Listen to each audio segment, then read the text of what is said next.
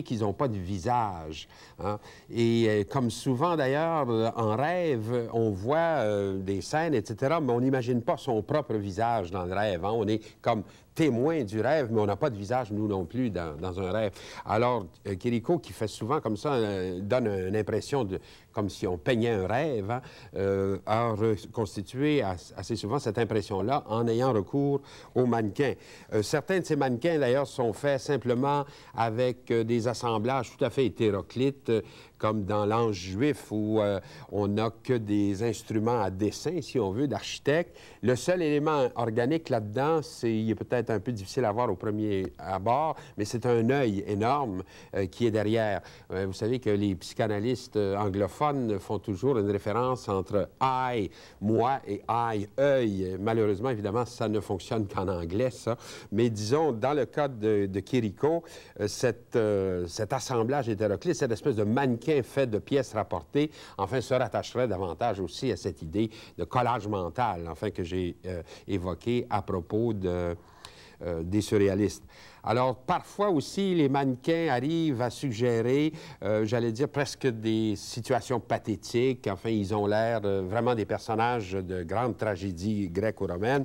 Alors, il arrive à leur faire, en somme, exprimer toutes sortes d'émotions, mais toujours avec un peu ce côté étrange, ce côté mystérieux qu'on aurait dans le rêve. Hein?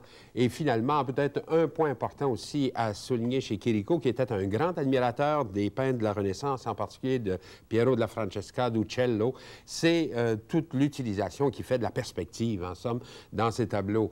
Il reprend véritablement les lois de la perspective, mais souvent aussi on a l'impression que le plan de sol du tableau est comme relevé et comme ramené vers le spectateur, alors, ce qui donne encore plus, vous savez, c'est cette impression qu'on a souvent en rêve, qu'on marche avec difficulté, qu'on monte une montagne, qu'on n'arrive plus à y arriver. Alors, il arrive comme ça, enfin, dans son tableau, à suggérer un peu la même chose. Évidemment, dans ce tableau-là aussi, vous avez l'intervention des ombres là, mystérieuses qui suggèrent des personnages derrière, des décors, etc. Donc, avec Quirico, comme ancêtre, si on veut, avec Max Ernst et aussi avec toute une série d'autres peintres que je n'ai pas encore évoqués, mais qui est important de mentionner aussi, à commencer évidemment par Salvador Dali, avec Magritte, avec Delvaux, on a ce qu'on pourrait appeler le courant onirique du surréalisme, le versant onirique du surréalisme. Onirique, ça vient d'oneiros, en grec, qui veut dire rêve. Hein? C'est comme si, pour tous ces peintres, un des projets essentiels serait, en somme, de décrire le rêve, de le rendre picturalement visible, enfin, si vous voulez. Hein? Alors, la contribution de Dali, en particulier, dans cette recherche de paysages comme ça, étranges ou insolites, se ramène surtout à l'idée de double image. Hein?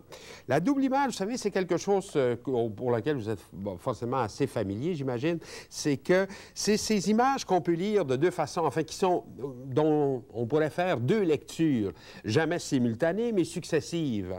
Un petit peu comme, par exemple, dans cette fameuse illusion qui est appelée, enfin, le vase de Rubin, dans lequel on a comme deux profils qui se regardent, ou, au contraire, l'apparition d'un vase complet. Hein. C'est ce qu'on appelle une double image. Ces images sont toutes un peu du même type, enfin, un peu comme le cube de Necker. Vous vous souvenez, on en avait vu un exemple dans une émission précédente. C'est des images, en somme, qu'on peut lire de deux points de vue à la fois. Ou bien celle-ci, vous la voyez comme un couloir qui s'enfonce, ou bien plutôt comme une pyramide tronquée. Ce qui est caractéristique du cube de Necker, justement, c'est qu'il y a deux lectures successives qui ne sont pas possibles de faire ensemble. Hein? Et donc, c'est pour ça qu'on peut parler vraiment de double image. Vous vous souvenez peut-être aussi d'avoir vu dans votre enfance cette image d'une vieille dame qui tout d'un coup paraît comme une jeune fille, enfin, selon encore là le point de vue que nous décidons de prendre en regardant ces images. Mais évidemment, par rapport à ça, les tableaux de Dali paraissent tout à fait sensationnels. Enfin, il va jouer avec cette idée de double image, mais il va en faire véritablement des révélations. Alors, disons, commençons par le commencement, par un premier qui s'appelle, en somme, une espèce d'apparition d'une figure et d'un plateau de fruits sur une plage. Je pense qu'on voit assez vite le plateau de fruits. On voit aussi tout d'un coup le visage se dégager en dessous, un petit peu d'ailleurs comme cette figure de Rubin qu'on utilisait juste auparavant. Mais en fait, il s'agirait ici vraiment d'une triple image, parce que si vous regardez bien, vous allez voir tout à fait dans le coin droit en haut l'apparition d'une tête de chien. Même on voit son collier très bien. Puis alors tout à fait à gauche, on voit l'arrière-train du chien, sa patte, disons, sa patte d'en arrière.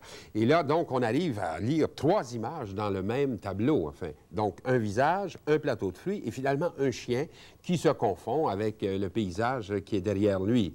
Dali a répété cette performance avec un autre tableau, enfin, où là, où il fait apparaître un autre chien, mais plutôt de race afghane.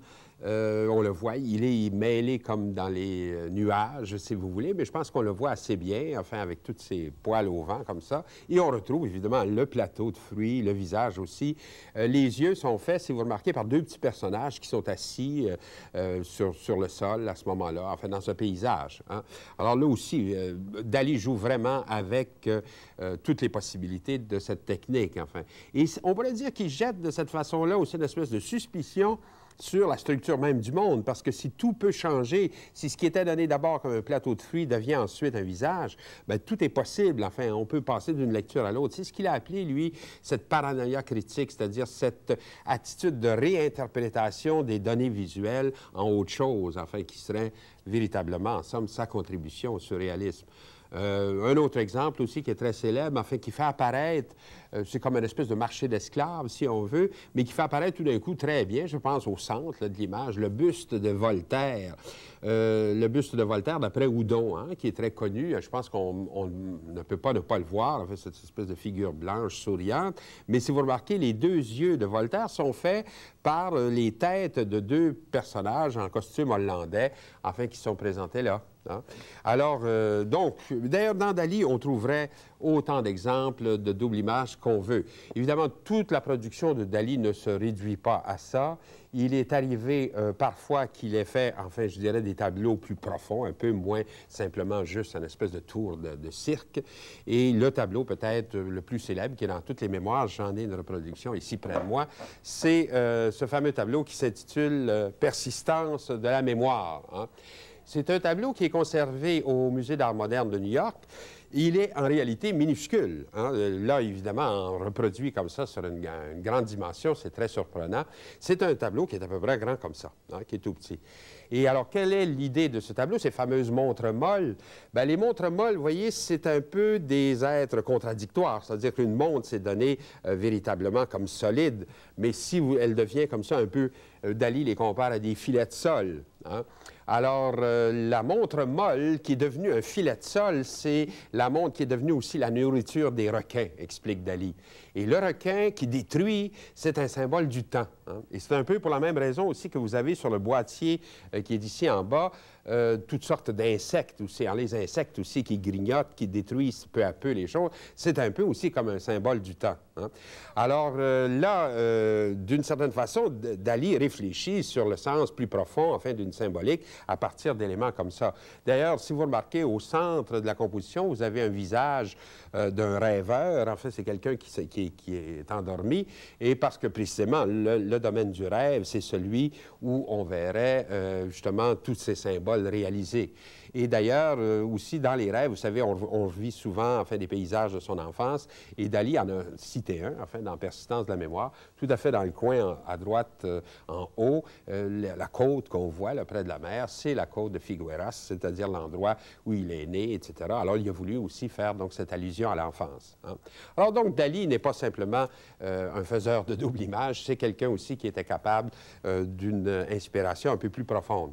Mais peut-être le peintre le plus étonnant de cette tradition onirique, en fait, de ce versant onirique du surréalisme, c'est celui un peu que j'ai réservé pour la fin, c'est René